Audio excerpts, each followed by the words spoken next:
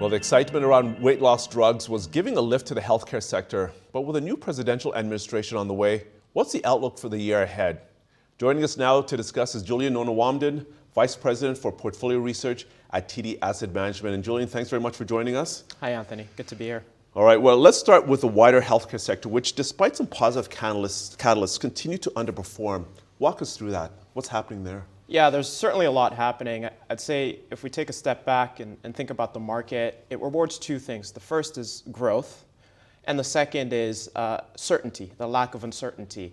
And in the case of healthcare, growth this year is expected, has been tepid, and it's going to continue to be rather weak. Earnings growth for healthcare is going to be about flat, zero.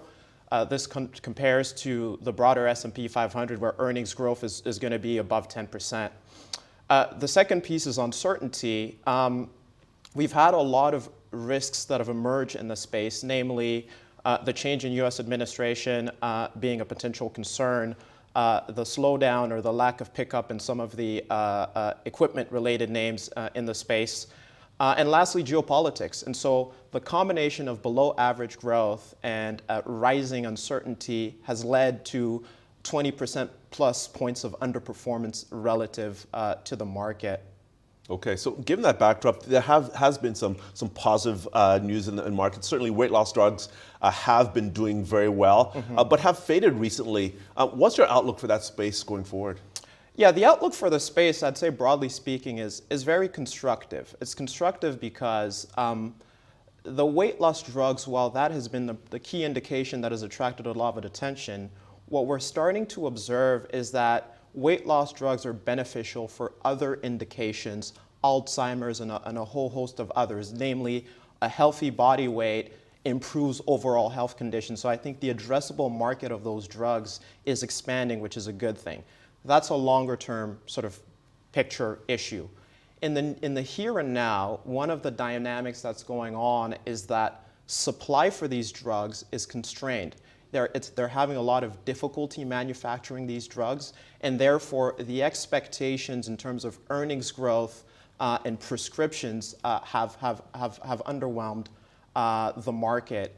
I mean, it's like, you know, having a scorecard as a kid. I know you have a daughter. Yes. When your kid comes with an A+ every day and they suddenly have an A-, the expectation changes, and it's merely the market being disappointed. Okay. Now, we have a new administration. Of course, with a new administration, there's new leaders for those departments, including the health department in the U.S. What does that mean for healthcare? It means rising uncertainty. Coming into an election year, healthcare typically underperforms. And as we exit the election year into the next year, as we have more stability in terms of what the policies going forward are going to be like, we've historically seen improving performance from the space. I'd say my expectation is that that dynamic is not going to change. However, in this particular case with the new administration, there's a bit more noise and volatility than we've seen historically for two reasons. The first one is we have Robert Kennedy Jr., who has had a pretty vocal and strong stance against pharma companies. And so the question is, how is the HHS going to evolve in terms of funding, et cetera, and how are drug approvals going to change? That uncertainty is a problem for the market. And I think the second thing as well is broadly speaking, the new administration has been sort of vocal and noisy around various geopolitical issues. And right now, sitting in front of the Senate is a Biosecure Act, which is passed in Senate, which is not passed in Senate, is sort of in front of the Senate. And that bill effectively aims to prohibit any U.S. company that has funding from the government to use biotechnologies that are from an adversary, in this case, China particularly. So on the geopolitical front, concerns about the interaction between biotech with China, and on the domestic front, how does healthcare and healthcare companies evolve in a more potentially strict administration? Okay, so a lot of things in the air, balls in the air there. Yeah. With that backdrop, what's the opportunity in healthcare when you look out to 2025?